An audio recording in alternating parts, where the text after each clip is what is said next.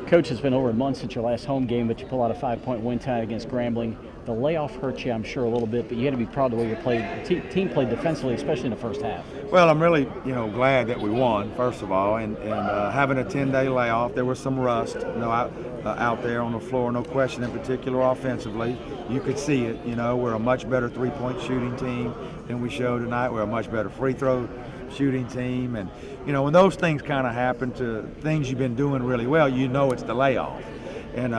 But we played great defense in the first half, especially against their size. And I think we held them to 25%. And now, not as good in the second half. We wore down a little bit. And that's what size does to you sometimes. They started taking us off the dribble. They got it in the post a few times. And a lot of times you get worn down throughout the course of a game.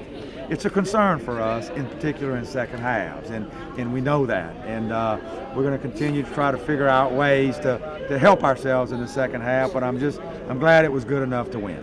It's tough in practice to simulate game speed, but the one thing you did a great job with, despite the layoff tonight, was handling the pressure. Only 6 turnovers. Only 6 turnovers in the game, and really only 1 against their pressure full court all night long. But we should handle it well. We got a lot of guards out there, and good skill. And we did work on it, in the break and the days that we had off. But I thought we did an excellent job against that stuff. And when Grambling struggles to score a little bit in general anyway. And so you don't want to turn the ball over and give them easy layups, give them easy points. We didn't do that tonight, and that was a big part of us winning. Shot the ball extremely well at the free throw line in the second half, kind of finished the game out there. Have to be pleased with that performance, with the game on the line, making those shots. Well, they cut it, I think, to 6, and we got Travis and Mike back in there, and with about 4 minutes to go, I guess, a little under 4, whatever it was, a little over. I had to use my last time out. That's not something you really want to do that early, but we had to get Travis and Mike back in there, and we made just enough plays, and which you're supposed to do at home in a close game, and so I was really happy about that. And also, John, we haven't had many close games so far this year in 8 games.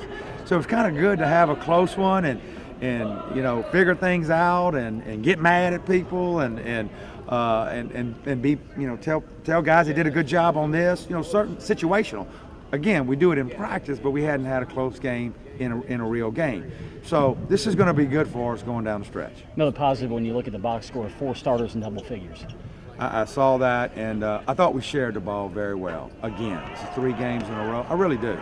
A time or two, maybe not, but for the most part, the ball's moving pretty good. And we don't have a lot of assists tonight because we didn't make a lot of shots. We didn't make a lot of the plays that you would give an assist for. But what I look for is how things are being run out there.